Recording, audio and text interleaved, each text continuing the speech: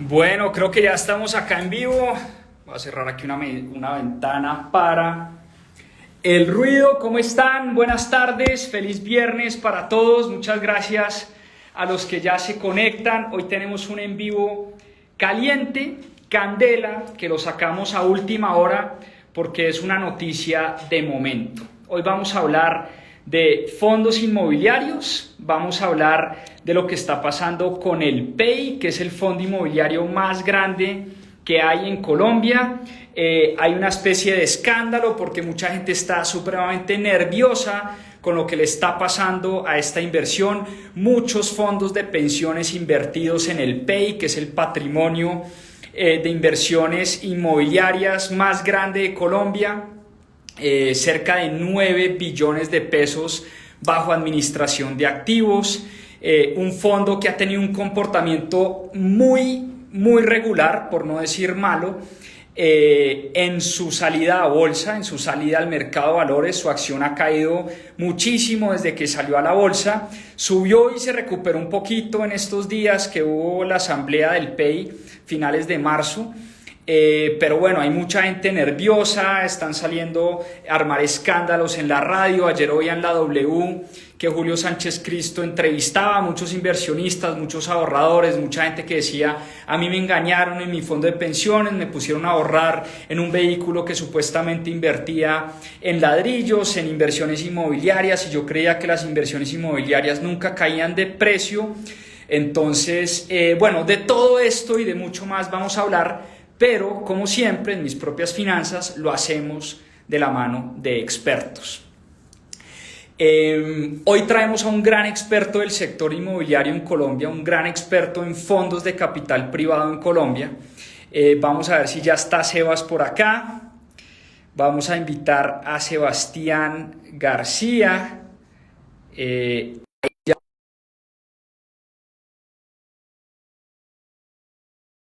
Porque Sebastián es un gran experto, conoce a profundidad cómo operan los fondos inmobiliarios en Colombia, en la región. Aquí lo tenemos, Sebas. ¿Qué hubo, Juanpa? ¿Qué más? ¿Qué ¿Me más? ¿Cómo oye? vamos? ¿Me oye bien? Yo sí, ¿usted? Perfecto, espectacular. Pues bueno, primero agradecerle acá por la invitación de última hora. Sé que viernes hasta ahora casi nunca hacemos lives en mis propias finanzas a estas horas, pero es que la noticia de momento lo ameritaba. Muchos mensajes nos han llegado, mucha gente nerviosa con sus inversiones en el PEI. Empecemos por poner a la gente, Sebas, en contexto. Bueno, antes que nada quiero contarles con quién estamos hablando, ¿no? Sebastián es una persona que tiene una carrera bien interesante porque es abogado de profesión, pero su carrera lo ha llevado a convertirse en un experto financiero, en un experto en el sector inmobiliario. Trabajó en Promotora Equilátero, trabajó en Amarillo, trabajó en Yellowstone, que es el fondo inmobiliario también, que trabaja muy de la mano con Amarillo. Trabaja y es gestor de fondos de capital privado, conoce perfectamente la industria de fondos de capital privado en Colombia y en la región. Ha trabajado con chilenos, con mexicanos, en fin, estamos ante un crack de las inversiones, un crack del mundo de los fondos de capital privado y sobre todo de los bienes raíces. Así que nada, Sebas, primero, mil gracias por aceptar la invitación y creo que hay mucho de qué hablar esta tarde. Juanpa, muchas gracias y bueno, no, pues esa introducción muy generoso de su parte. Pues nada, pongamos, Sebas, a la gente en contexto. Primero, a grosso modo, ¿qué es un fondo inmobiliario y qué es esto que está pasando con el PEI en los últimos días y por qué anda tan revoloteada la prensa últimamente o en estas últimas horas con lo que está pasando con el PEI en particular? Buenísimo, Juanpa. Pues yo creo que primero, qué bueno que podamos tener este espacio y pues con ustedes que son líderes de opinión en todo este tema de inversiones, porque yo creo que realmente uno cuando ve estas cosas debe tratar de ir a fuentes informadas y estructuradas y desafortunadamente los medios muchas veces no logran entregar toda la información o la claridad que se requiere para esto. Entonces, toca un poco como aterrizar más las cosas. Entonces, pues con esa invitación, digamos, y arrancando por lo que usted dice, un fondo inmobiliario, digamos, y el PEI, pues es tal vez el más grande, pero sobre todo además el que ha recorrido todo el camino de los fondos inmobiliarios en Colombia y ahorita vamos a hablar un poco más, pero para hacer muy sencillo el tema, un fondo inmobiliario es una bolsa de activos inmobiliarios, un vehículo que recibe dinero de inversionistas, ya sean institucionales, que son los administradores de fondos de pensiones, que al final pues es plata de los ahorradores o de sí, de los ahorradores, aseguradoras, que ahí digamos tienen las platas seguros, y en muchos casos también personas individuales. Reciben esos recursos y con eso compran activos. ¿Buscando qué? Buscando generar flujos de caja estables durante el tiempo, crecientes, para que finalmente eso es lo que busque la gente. No es muy distinto a cuando cualquiera de nosotros compra un apartamento o un local comercial buscando arrendarlo.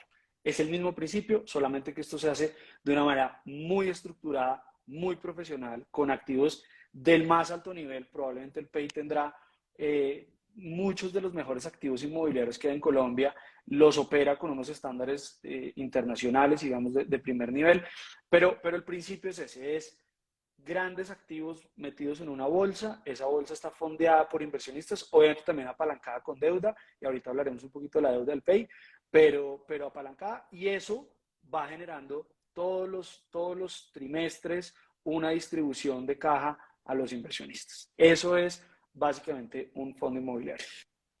Buenísimo. Lo que le entendí, según usted mencionaba, digamos, si yo cotizo en un fondo privado de pensiones, yo soy un ahorrador de mi fondo de pensiones todos los meses. Esos grandes fondos de pensiones pues captan grandes cantidades de capital y salen a invertir esos capitales. Uno de los vehículos en los que invierten estos fondos pues es en activos inmobiliarios, en este caso en este fondo del PEI, que es el Patrimonio de Estrategias Inmobiliarias. Y como usted decía, estos activos rentan por un lado y se valorizan en el tiempo, como un apartamento, un local comercial, una bodega, un hotel, un centro comercial, etc. ¿Qué ha pasado? Que en teoría uno creería que cuando está invirtiendo en inmuebles, pues es una inversión relativamente segura. La historia que nos han echado a los ahorradores y a los inversionistas es que los ladrillos nunca se desvalorizan y por eso en Colombia nos gusta tanto comprar apartamentos y nos gusta tanto invertir en bienes raíces porque sentimos que es una inversión relativamente segura. Ahora bien, cuando uno va y mira su extracto de su fondo de pensiones, se da cuenta que esta inversión en el PEI ha caído 30, 40, 50% y no estamos entendiendo por qué. Entonces, la razón es, ¿por qué si eso está invertido supuestamente en un activo muy seguro, que se valoriza, que renta bien, que tiene los mejores activos inmobiliarios en Colombia, por qué estamos perdiendo dinero? ¿Por qué yo veo en mi extracto que eso cae, cae, cae, cae, cae cada vez? Buenísimo, y yo creo que esa es la clave, la nuez del tema acá, aunque obviamente eso va a tener unas ramificaciones de las que podamos hablar, pero entendamos una cosa, y es el PEI, hoy en día lo que estamos comprando no es un ladrillo, estamos comprando un título valor, es una acción del PEI. Y yo le haría la misma pregunta, es, ¿Apple puede bajar de precio a pesar de que venda más iPhones y venda más servicios de esto? ¿Puede bajar de precio? Claro. ¿Por qué? No porque esté mal el negocio, porque el negocio haya cambiado, porque no, porque lo que hay detrás de eso es una acción y la acción la valora el mercado. Entonces, el hecho de que hoy en día haya una desvalorización, pues tiene que ver con dinámicas propias de que lo que realmente tenemos quienes hemos comprado en el PEI, ya sea, y también debemos hablar de si usted compró directo o compró a través de un fondo de pensiones, que son dos escenarios distintos, pero al final de cuentas hay una acción que se ha desvalorizado. ¿Se ha desvalorizado por qué? Por diferentes elementos de esto. Que si los activos que están en el PEI se han desvalorizado, no, naturalmente no, porque efectivamente la tesis, digamos, y yo creo que aquí hay que decir algo que es cierto, los activos inmobiliarios se pueden desvalorizar, todo se puede desvalorizar, pero que obviamente no van a caer 60 o 70%. Los activos inmobiliarios valen lo que valen y es más. Cuando uno mira los balances del PEI, ahí están, siguen valiendo lo mismo, siguen, es más, se han valorizado durante el tiempo porque efectivamente, como buen activo inmobiliario, han aumentado sus rentas, los comparables de mercado van subiendo, pero lo que pasa es que lo que nosotros tenemos en la mano no es el certificado de tradición, la escritura de el edificio Atrio en la 26 con Caracas o el centro comercial Jardín Plaza en Cali. Lo que tenemos es una acción. Y la acción sí tiene un comportamiento distinto. Ahora, ojo con esto, que es bien importante. Y yo diría dos cosas. La primera, el PEI tiene una historia que vale la pena revisar y es, el PEI comienza, digamos, históricamente en Colombia, el PEI es de alguna manera como el primer fondo inmobiliario estructurado en Colombia, arranca hace 16 años, digamos que ha venido como evolucionando y como de alguna manera creando el mercado, liderando la creación de mercado, pero ha sufrido como tres etapas y hay una etapa previa o una etapa inicial, digamos, donde es un título valor transado en unas condiciones de baja liquidez, con un valor altísimo, en un momento, no voy a equivocar en la cifra, pero un título del PEI podía valer, un solo título podía valer 10 millones de pesos o 15 millones de pesos, entonces la liquidez de esos títulos era un poco distinta, y la manera como le decían a uno cuánto valía eso, era a través de los avalúos. Entonces el gestor que hacía, contrataba una firma evaluadora, le evaluaban los activos y le decían, eso vale 100 pesos, y él reportaba 100 pesos. Ahora, como cualquier activo, yo tengo un activo que me dicen que vale 100 pesos. La pregunta es, ¿hay alguien que me lo compra 100? Si no hay, entonces le bajo un poquito el precio y ahí comenzaba a haber dinámicas. Luego hay una segunda etapa que sucede en el 2021 y es que esa metodología de valoración que se hacía de una manera que se llaman flujos de caja descontados, la superintendencia financiera la cambia y dice, no, vamos a valorar a precios de mercado, que es un estándar internacional y eso sí se hace, pero desafortunadamente el momento no fue el mejor porque es pleno saliendo de pandemia, donde estamos todos en un momento, digamos, bastante extraño, y entonces ahí comienza a haber un problema en la valoración de los activos, comienza a caer un poco. Y luego viene la salida como acción, que es lo que sucede a mitad del año pasado, y es, ya el título del PEI no es un título, digamos, desmaterializado, pero en la rueda de renta fija, sino sale a la rueda de renta variable y es una acción como la acción de Bancolombia, como la acción de Argos, como la acción de Banco Bogotá, lo que usted quiera. Y ahí además hace un split, y ustedes han explicado, creo que eso mucho mejor que nosotros, que yo, pero pues al final le dividen una acción, la dividen en 100 para darle más liquidez al título, pero en ese momento, ojo, agosto de 2022, pensemos en qué estamos en agosto de 2022.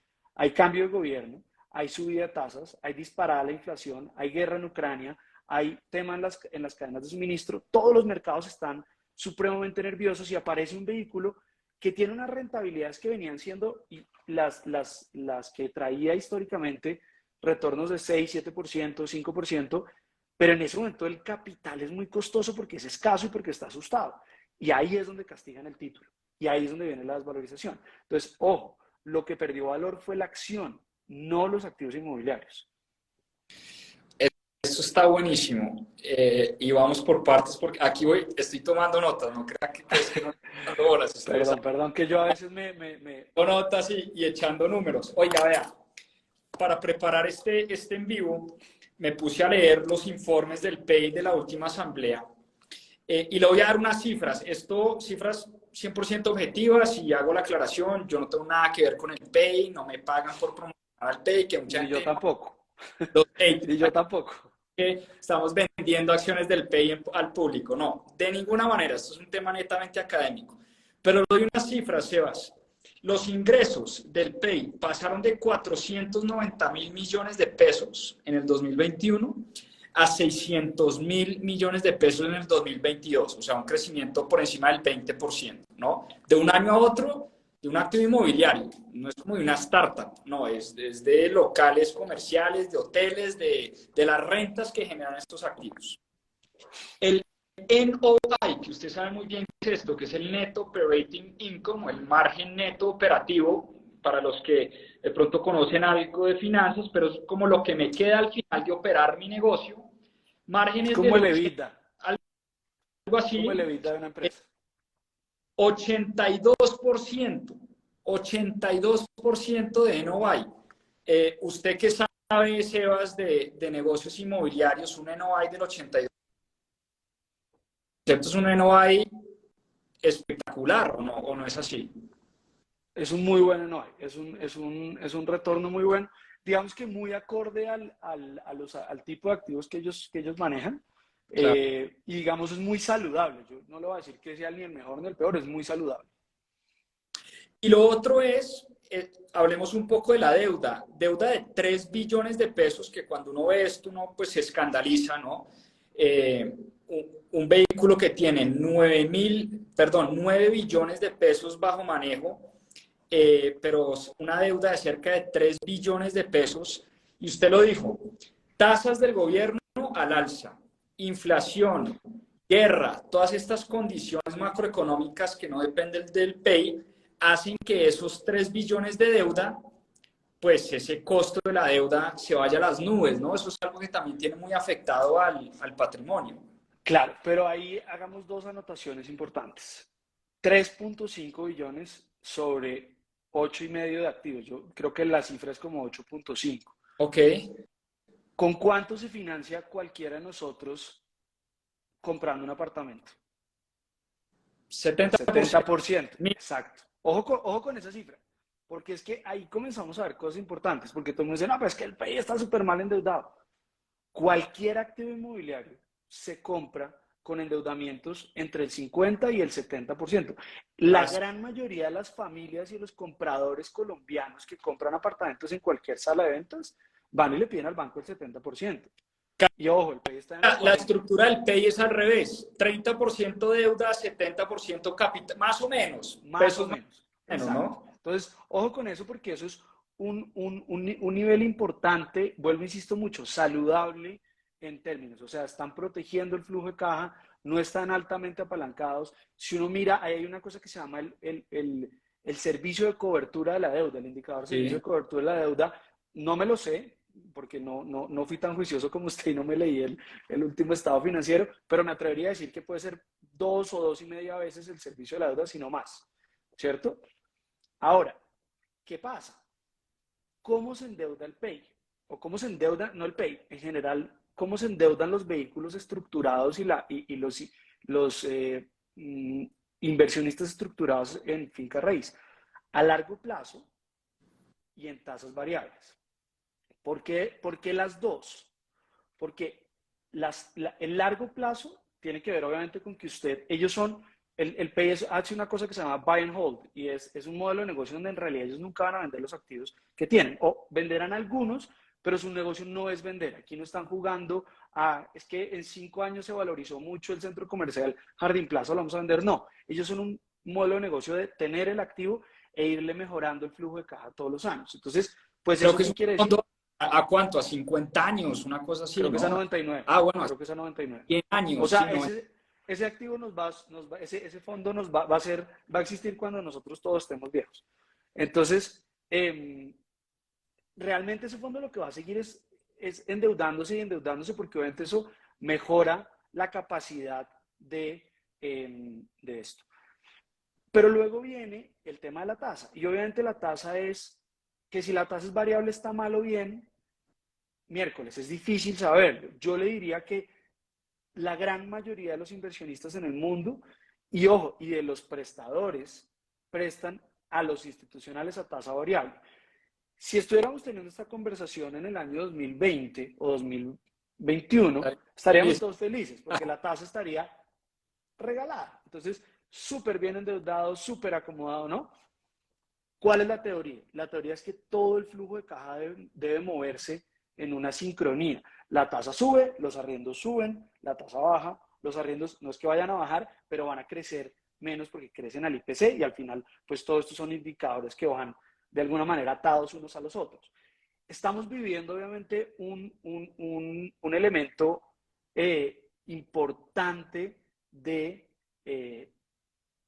pues es decir, usted me corregirá porque usted lee mucho más que yo, pero esto es como una especie de cisne negro lo que nos está pasando, donde se nos juntan un montón de elementos que no habían pasado en los últimos 30 o 40 años y obviamente eso distorsiona todo. Y eso, pues sí, eleva el servicio de la deuda. Pero le voy a dar un dato que es interesante y me puedo equivocar en las cifras, pero para quien esté interesado pueden buscarlo y es una buena parte de la deuda del PEI ya ni siquiera es con bancos, sino fue emisión de bonos. Emisión de bonos que son a 20 años, efectivamente con tasa variable, pero, ojo con esto, con una cosa que se llama un bullet. Un bullet es que usted paga, pues como un buen bono, paga todo el capital al final. ¿Eso qué quiere decir? Que durante todo este tiempo, los inversionistas del PEI han mejorado su flujo de caja porque o sea, se está yendo menos plata a pagar el servicio de la deuda porque no está teniendo que amortizar el capital. Entonces, hay una parte de la estructura de la deuda que está muy bien lograda, que la han hecho, digamos, que la pudieron colocar en emisiones de bonos súper demandadas a buenas tasas, pero sí, las tasas se subieron y ojo, no se le subieron al PEI, se le subieron a todo el mundo, porque todo el mundo está endeudado. Claro, algunos tienen, los que podemos tener créditos hipotecarios a deuda a tasa fija, chévere, pero las empresas, la mayoría de ellas no se financian a tasas fijas. Los negocios, las deudas inmobiliarias de largo plazo no son a tasas fijas. Entonces, eso pues también es una cosa normal. Yo un poco aquí el mensaje que quiero dejar, habiendo oído todo lo que salió ayer en medios, es la gran mayoría de lo que está pasando es lo normal que debería pasar en un entorno como el que estamos viviendo. Oiga, tengo varias preguntas. La primera, el típico ejercicio que uno como ahorrador hace cuando uno va a su fondo de pensiones o donde su asesor financiero, donde su asesor del banco, a uno le dicen, bueno, ¿usted es perfil qué? ¿Perfil de riesgo moderado, perfil de riesgo conservador, ultra conservador, ultra arriesgado? ¿Usted qué quiere, no? Es como las típicas preguntas que a uno le hacen. Y cuando a uno le dicen, oiga, pues usted quiere invertir en ladrillos, en inmuebles, invierta en el PEI o invierta en otro fondo inmobiliario, en el fondo de corredores de vivienda o en el fondo de Scandia o en el fondo de Alianza Fiduciaria, cualquiera de estos fondos inmobiliarios que uno creería son fondos de riesgo conservador. Usted diría que estos títulos, porque al final usted nos decía que estos son títulos, son acciones, no es que uno esté comprando un apartamento, son para personas de qué perfil de riesgo como inversionista.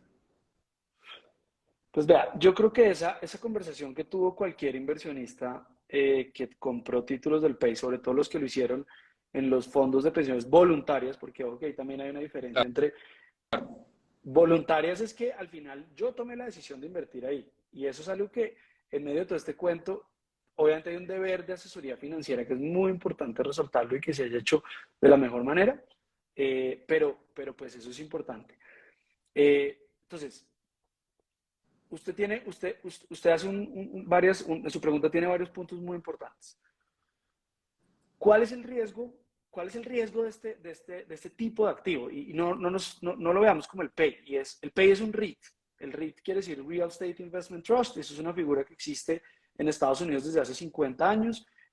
Hay cientos de REITs en Estados Unidos, en Latinoamérica, en el mundo, y todos operan bajo la misma lógica. Y es, ¿yo qué estoy buscando?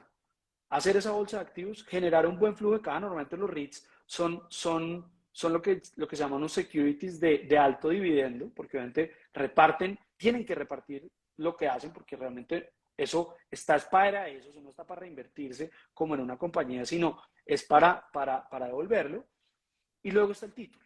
Entonces, ojo con estos dos riesgos y cómo se separan. Usted dijo una cifra ahorita que fue importante.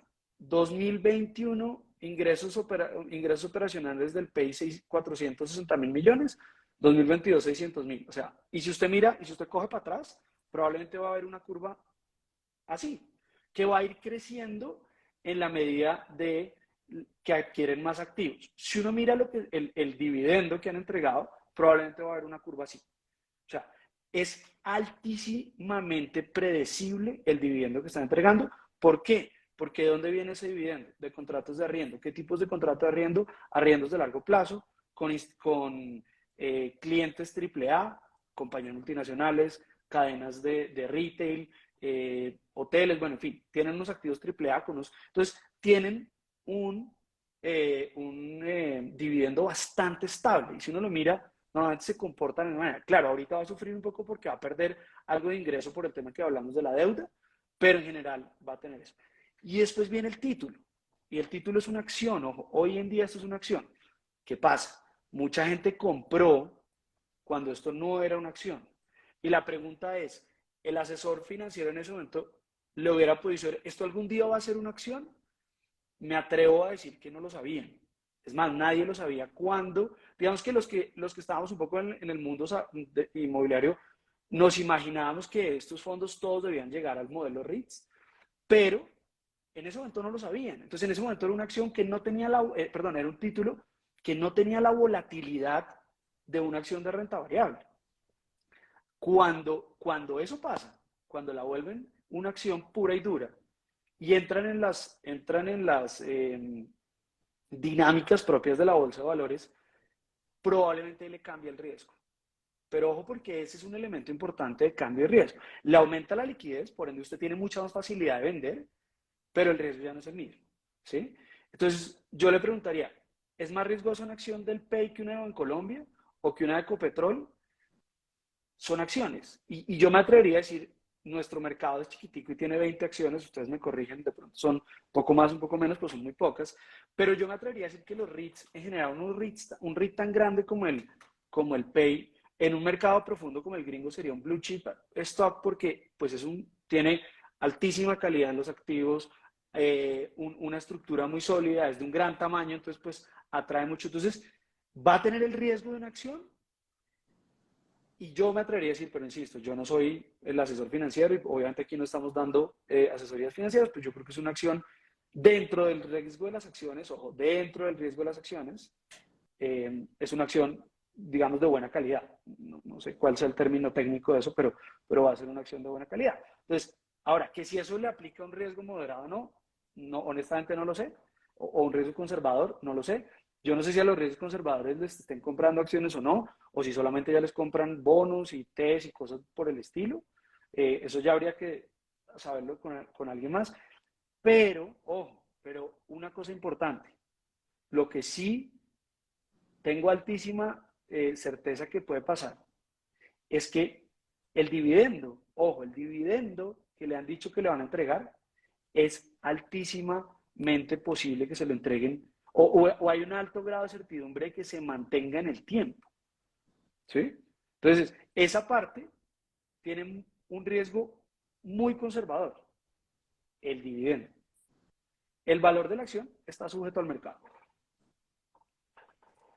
Eso está buenísimo porque, vuelvo y digo, aquí no es recomendación de inversión ni mucho menos, pero si sabemos que vamos a obtener el dividendo con un grado de certeza relativamente alto y sabemos que además el título está bastante golpeado, digo, en términos generales uno diría, estoy comprando una acción barata, ¿no? Un título barato con un dividendo muy garantizado, porque distinto sería que yo comprara acciones de Nubank, que eso sí es pura volatilidad, cero dividendo, ¿no? Exacto. Cero dividendo. Totalmente. O acciones Totalmente. de Apple, volátil, dividendo bajito. Apple reparte un dividendo bajito. En cambio, acá estoy comprando un título castigadísimo, no sé, al 40-50% de su valor en Menos. libros, valor intrínseco, llámelo como lo quiera llamar, pero además voy a tener un dividendo que sí, digamos, me lo van a garantizar porque no es que el 80% de los arrendatarios del PEI se están yendo o los activos están vacíos o es como, pues es como yo lo veo en este momento. Pero le quería preguntar, Sebas, comparándolo con los REITs de Latinoamérica, porque uno diría, oiga, ¿el PEI es el único REIT que está así de cascado en Latinoamérica o hay otros REITs que están sufriendo las mismas dinámicas de inflación, de subida de tasas? ¿Le está pasando algo similar a estos vehículos, no sé, en Perú, en México, en Brasil? ¿O es algo puntual del vehículo colombiano y las dinámicas del mercado colombiano? Aquí estoy abriendo porque recientemente me llegó un informe que tenía eso, pero digamos que en líneas generales yo lo que le diría es, eh, el REIT puede ser, el PEI puede ser el REIT más golpeado en términos de valor en América Latina, Y yo creo que tiene que ver con el hecho de que en Colombia es el único REIT que existe transando en la rueda de renta variable de la bolsa, versus México, por ejemplo, que tiene muchos. En México se conocen como fibras, y en México hay varios, digamos, el más grande es Fibra uno, pero pues hay Fibra Edu, Fibra Mex, hay un montón de eso. Entonces, sí están en general golpeados y, y entendamos por qué están golpeados, Juanpa, y es que cuando usted tiene un flujo predecible, ¿sí? O sea, el PEI no puede salir a decirle mañana voy a hacer un ejemplo tonto, pero uno de sus tenants puede ser H&M en el centro comercial de Jardín Plaza. No puede salir a decirle mañana, oiga, mire, tenemos un problema, se nos dieron las tasas, me va a tocar subir el arriendo a 20% más.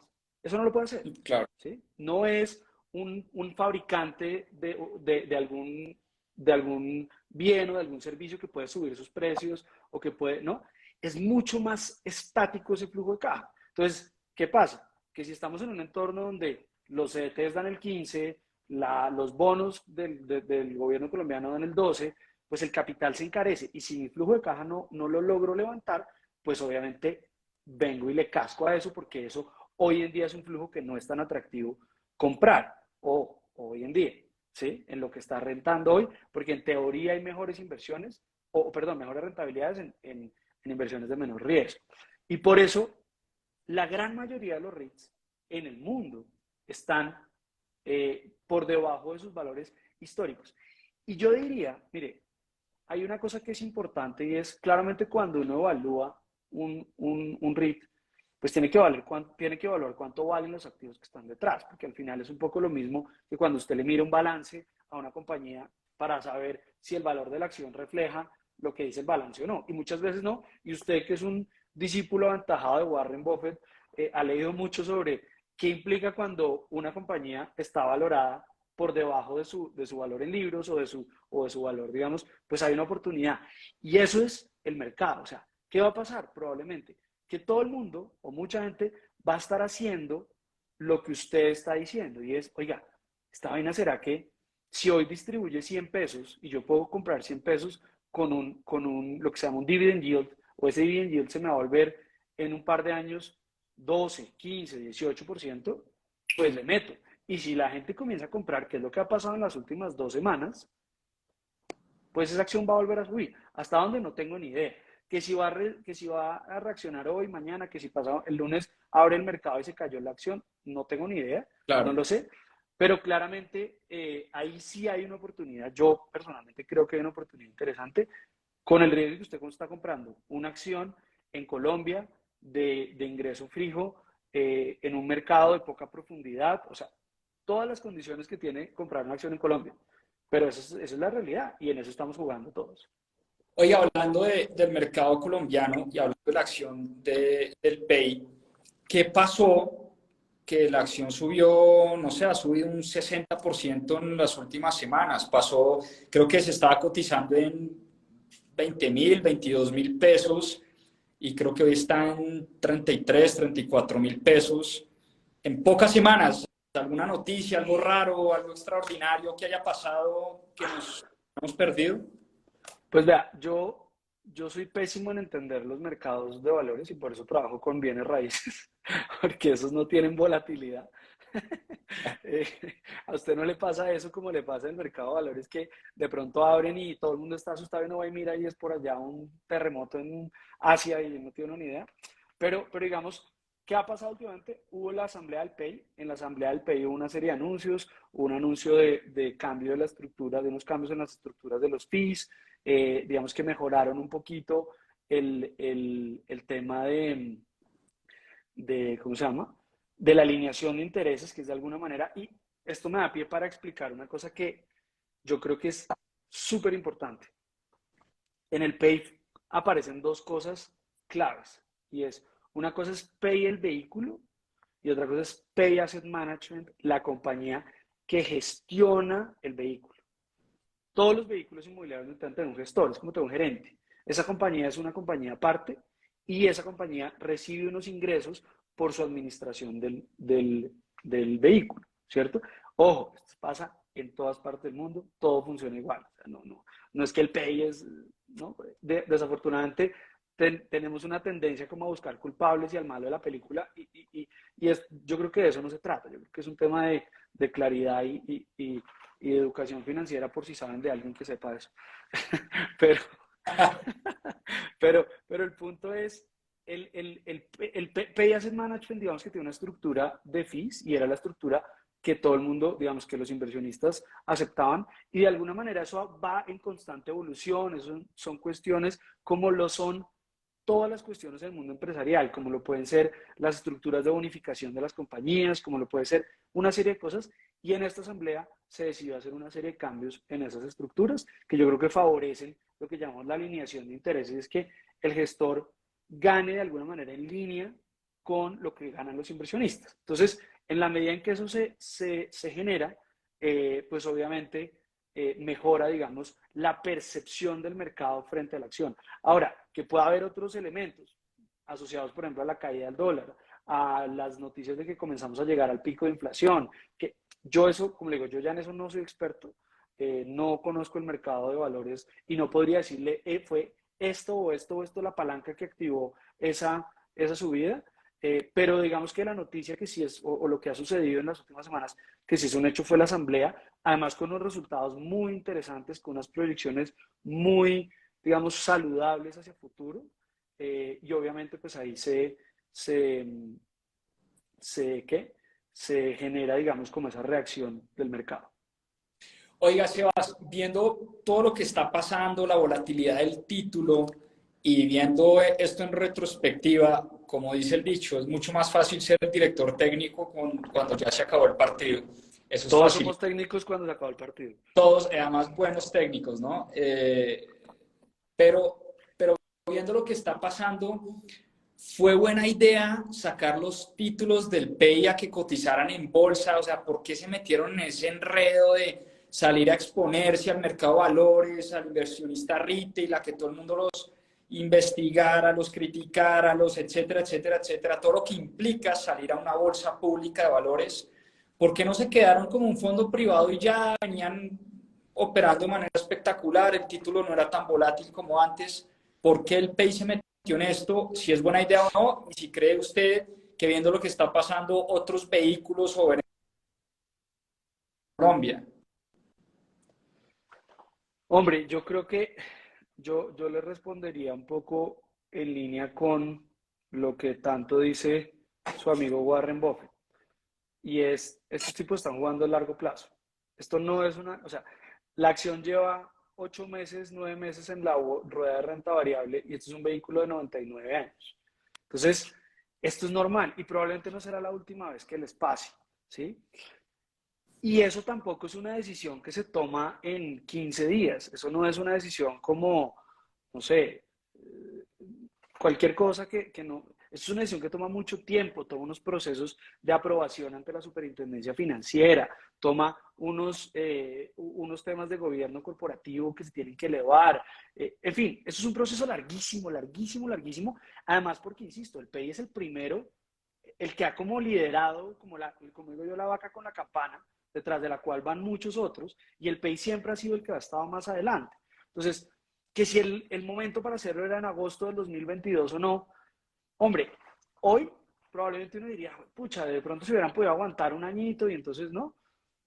La pregunta es, si hubieran dicho en agosto del 2021, alguien habría dicho, no, es el momento perfecto y pum, en febrero cae la guerra en Ucrania. No tenemos ni idea, no tenemos ni idea de lo que hubiera pasado. Pero es que esto es un juego de largo plazo, ¿sí? Y parte de lo que ustedes en mis propias finanzas enseñan y los oigo yo todos los días machacar y machacar y machacar, es el largo plazo es el mejor amigo de las inversiones. Entonces, ¿por qué el PEI sale a la bolsa de renta variable? Por una razón muy sencilla, necesita liquidez, necesita mayor acceso a un mercado de capitales más profundo, que el mejor escenario para tenerlo, así la bolsa de Colombia sea muy chiquita y trance muy poquito, pues es la bolsa de Colombia, porque son títulos, o sea, el hecho de que el título hoy valga 33.000 pesos o 35 o 32.000, lo hace muy fácil de transar y ahí va a haber liquidez. Y el día de mañana cuando hagan una nueva emisión de acciones, que probablemente la van a hacer para comprar nuevos edificios o nuevos centros comerciales o nuevos hospitales o nuevos lo que sea, pues van a encontrar mucha más posibilidad. Entonces, ellos están jugando el juego largo, están jugando, esto es una vaina a a décadas, perdón, hacia adelante, donde en esa historia, esto va a ser una anécdota, va a ser un blip en la historia, porque probablemente vamos a ver entonces, que si era bueno o no, yo lo que creo es que era parte del proceso natural de crecimiento de un vehículo RIT destinado a recorrer todo el camino, ¿no? Es como si si uno dijera, no sé, no tengo en este momento, pero si uno dijera, oiga, cuando Nubank decidió hacer el IPO era el mejor momento, no sé, estoy diciendo una cosa sin seguir yo la acción de Nubank porque no soy muy seguidor de las acciones, pero le pudo haber pasado que se totea la guerra a los 15 días y se va todo para donde sabemos, y al final ese no es el tema, ¿sí? El tema no es ese, el tema es, oiga, ¿tiene sentido para un vehículo inmobiliario de alto valor, de 8,5 billones de pesos, listarse en el mercado de valores de Colombia? Mi respuesta es sí, sin duda. El cuándo creo que es más el resultado de procesos muy largos, pero la decisión hace todo el sentido. Es más, le puedo decir que todos en el negocio inmobiliario quisiéramos llegar allá algún día porque nos va a dar acceso a ese pool de capital espectacular que es un mercado de capitales. O sea, el PEI es el conejillo de Indias, fue el que se atrevió a hacerlo primero. Y según lo que le entiendo, ojalá esto ayude a robustecer el mercado de capitales, a robustecer Claro, los inmobiliarios, el sector claro. inmobiliario.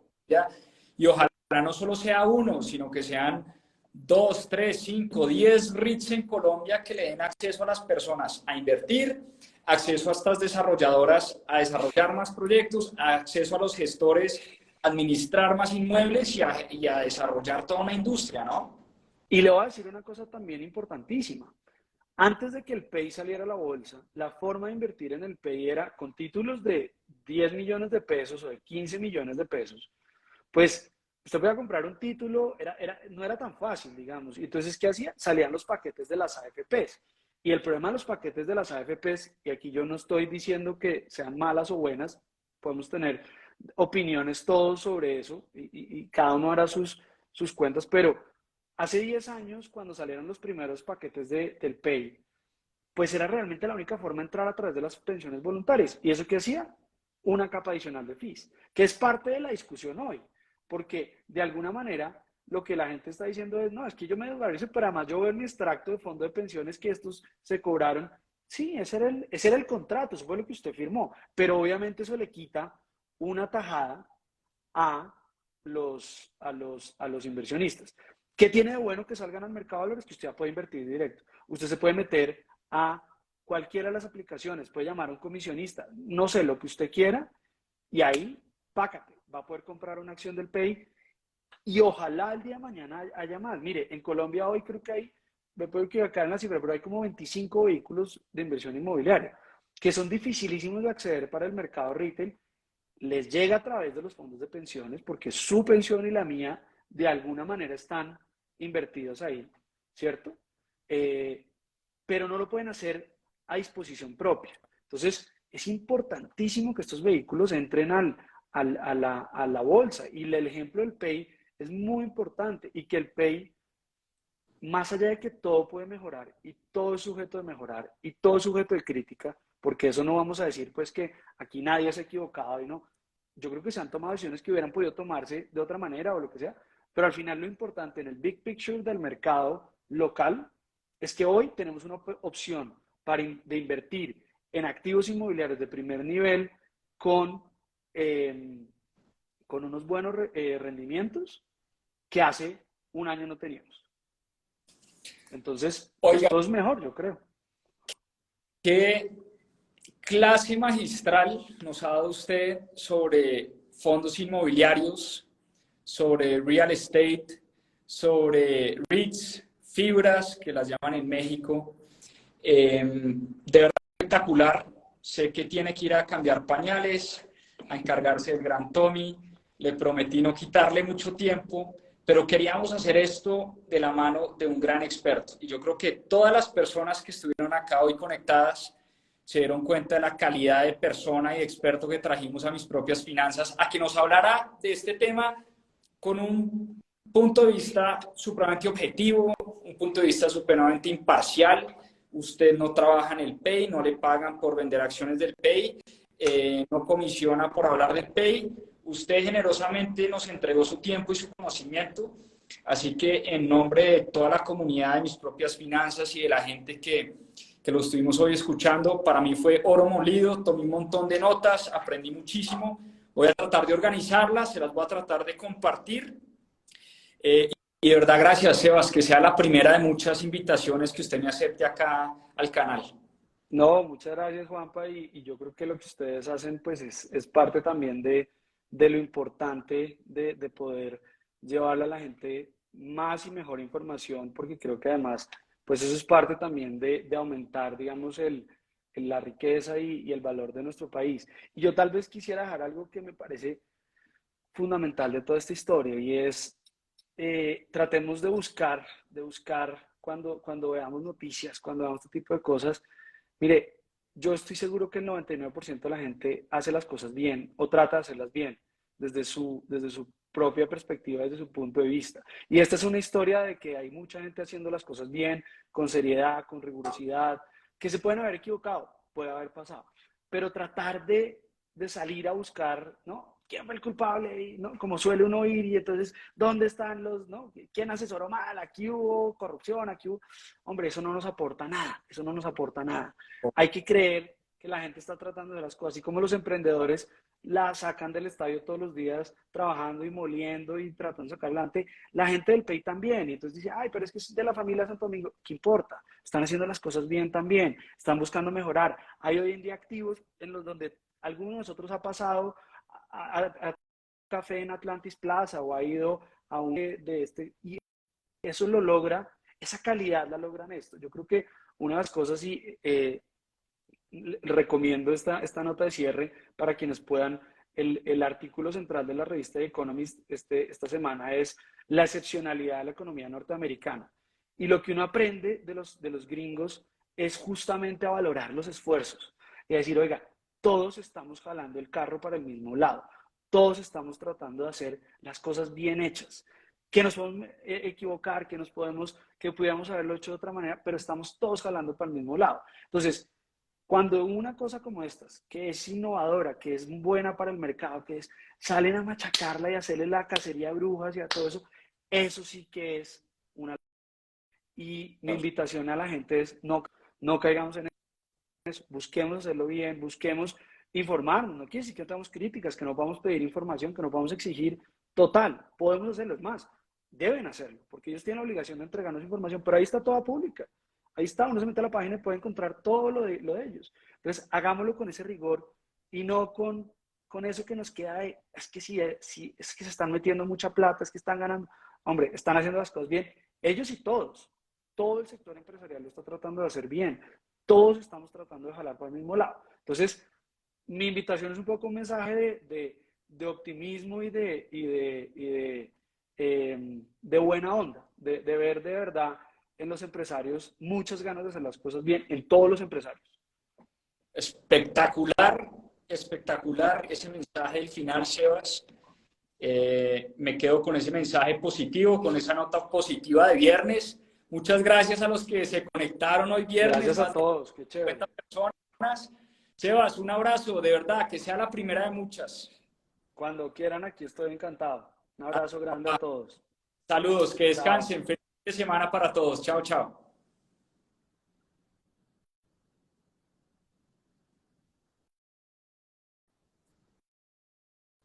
Bueno, muy bien, pues ahí lo tienen, Sebastián García, espectacular el live, me encantó, aprendí muchísimo, tomé un montón de notas, se las voy a tratar de compartir, espero les haya gustado, espero hayan disfrutado de este en vivo de viernes, gócense el fin de semana, pásenla bueno y nos vemos en una próxima oportunidad. Mil gracias y como siempre decimos acá en Mis Propias Finanzas, a seguir aprendiendo y ya que me preguntan, nos vemos el domingo, 7 de la noche, con Club de Lectura. Un poquito de historia del dinero, del oro al Bitcoin. Domingo, 7 de la noche, como siempre, nuestra cita de siempre del Club de Lectura.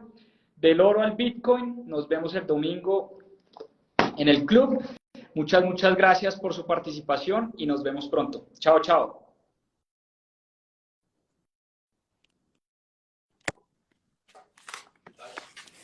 buenísimo. Sí. Sí.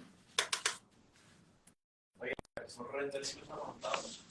$300. ¿Cuáles renders? Los cuadros. Sí, marica.